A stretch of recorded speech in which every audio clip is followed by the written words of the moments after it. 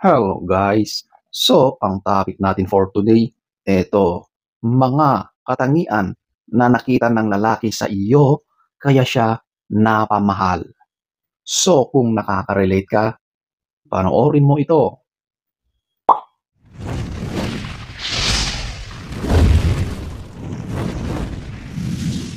So, eto ating aalamin. Number 7. Ito yung ability to be vulnerable.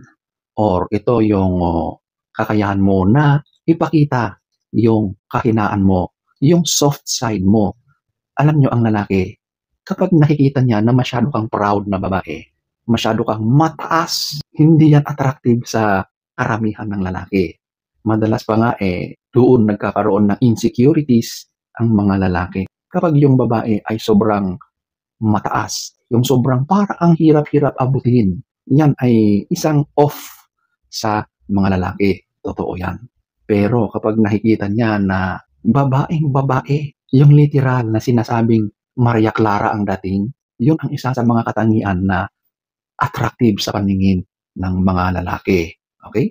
Siyempre, ayaw ng lalaki yung tipong ang nakikita niya sa iyo ay male energy. Wala na.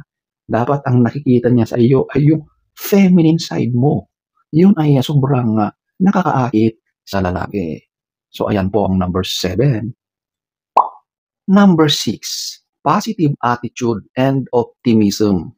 So ito na yung literal na dapat ikaw ay nasa positive side ng mga bagay-bagay. Huwag kang nega. Ganun lang yun, di ba? Kasi kapag ang mga pananaw mo, ang mga opinion mo, ang pag-iisip mo ay positibo, lahat na ay nagiging mas maayos, mas maganda, mas madali, at mas attractive sa paningin ng lalaki. Pero kapag yung kabaliktaran naman na ikaw ay nagiging nega sa lahat ng bagay, asahan mo na negative din yung vibes na darating sa iyo. Pagdating sa relasyon, pagdating sa attraction, negative din ang mapapala mo. So ladies, magiging optimistic ang ating mga pag-iisip, ang ating pananaw, ang ating mga pakikitungo sa ibang tao. Sigurado na madaling ma-attract sa iyo ang lalaki kapag ganyan. Kapag positibo ka, nakaw sigurado, doon pa lang sa itsura mo, nagiging mas maganda ang aura mo kasi nga positive vibes na ang inilalabas mo, ang ipinoproject mo sa iba, lalong-lalo na sa part ng lalaki. So ayan po ang number 6. Number 5, ito yung loyalty and trustworthiness. Ito yung pinakamahalaga talaga sa taong pumapasok sa relasyon, mapababae at lalaki. Kasi ito na yung backbone, pundasyon ng isang relasyon. Kapag ikaw ay loyal, mapagkakatiwalaan ka na babae, naku, yan na yung katangian na hinahanap, ninanais ng lalaki. Yan pa lang ay hulog na yan sa iyo. Nagiging matiwasay na, nagiging kampante na yung lalaki dahil nakikita niya sa iyo na siya lang. Walang iba, walang mga panloloko, walang mga ibang kaagaw, basta sa usaping relasyon, ikaw lang yung mahal niya. Iyan yung isa sa napakahirap panindigan, di ba? Yung pagiging loyal. Kasi sa napakaraming mga challenges, distractions pagdating sa relasyon, napakalakas ng tukso, lalong-lalo na sa panahon ngayon. So ayan po ang number 5. Number 4, ito yung sense of humor. Alam nyo, lahat yata, mapalalaki or babae, ay sobrang attractive ang merong sense of humor. Ito yung meron kang kakayahang magpatawa. Ikaw yung tao na masayahin.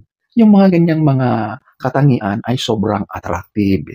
Hindi ko sinasabi na kailangan mong magiging joker. Of course, kapag natural ka ng ganyan, ikaw talaga ay joker, palatawa, mas plus points yan sa iyo. Ang ibig kong sabihin ay huwag kang magiging boring. Huwag kang magiging sobrang seryoso sa buhay, okay? Kasi kapag ganyan ka, ang dating yan sa paningin ng lalaki ay nega, okay? Kasi 'di ba, parang ang hirap-hirap mong pasayahin. Hindi ka man lang marunong tumawa, lagi ka na lang seryoso. o di kaya ay nakasimangot, turn off yan. So sa halip na ganun ay ipakita mo yung masayahing side mo. Ipakita mo na ikaw ay jolly na kasama, masayang kasama. Ganun lang kasimple yun. Magiging ganda points yan sa iyong mga kababaihan. Okay? So ayan po, ang number 4. Number 3, eto yung meron kang emotional intelligence. Ito yung magaling ka sa aspetong emotional. Karamihan sa inyo ay yan, yung nature ninyo. Marunong kayong umunawa. Madalas ganyan ang mga kababaihan. Malambot, mas madaling makaunawa sa mga bagay-bagay kumpara sa mga kalalakihan na pagdating sa aspetong emosyon ay hirap. Kaya kapag nakikita niya na ikaw ay marunong sa ganyan, naiintindihan mo siya, sigurado na madaling ma-inlove yan sa iyo. Karamihan sa mga babae ay taglay naman ang ganito. Hindi ko nila lahat ha, kasi meron din talaga yung mga walang pakialam. Yung hinahayaan lang yung partner nila kahit alam nila na may pinagdaraanan o nahihirapan na. Dapat kapag ganun, ikaw mismo na kanyang kapareha ang nagbibigay ng suporta sa aspetong emotional. Maraming mga challenges ang darating sa buhay ninyo bilang magkarelasyon. So dapat nagtutulungan kayo. So ayan po, ang number 3. Number 2, ito yung supportiveness o literal na nakikita niya na meron kang suporta sa kanya.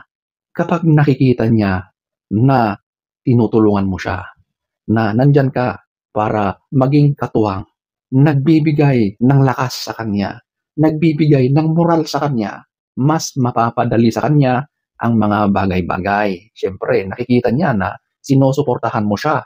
So, iyan ang isa sa ninanais at gustong-gusto ng lalaki na sana yung babae na maging karelasyon niya ay ganito. Sinusuportahan siya in every way, sa lahat ng pagkakataon. Kasi ang buhay ay maraming challenges yan, maraming pagdadaanan yan. At bilang kapareha or karelasyon, dapat lagi mo siyang sinusuportahan. Kaya ladies, kapag nasa isang relasyon ka na, ipakita mo na ikaw ay nandyan. Mahal mo siya, sinusuportahan mo siya sa lahat ng pagkakataon. Number 2. Number 1, ito yung kindness and empathy. So, ito na yung literal na nakikita niyang pagiging mabait mo at yung kakayahan mong mangunawa. Okay? Alam nyo, yung mga ganyang katangian ay sadyang napakalakas mag-attract ng lalaki. Ang lalaki, hindi lang naman sa physical yan nakatingin. Inoobserbahan ka rin yan. Tinitignan niya kung ano ba yung inner na katangian na meron sa iyo. At kapag nakita niya na kaya mong umunawa, na meron kang awa, ikaw ay mabait, sigurado na mahulog sa iyo ang lalaki. Kasi nakikita niya na maging maayos ang buhay niya, ang relasyon niya sa piling mo. Yung pagiging mabait kasi at yung meron kang kakayahang umunawa, yan ay mga katangian na ninanais ng lalaki sa maging kapareha. Siyempre ang lalaki, gusto niya na yung maging katuwang niya sa buhay ay may ganyang katangian para hindi na siya mahihirapan.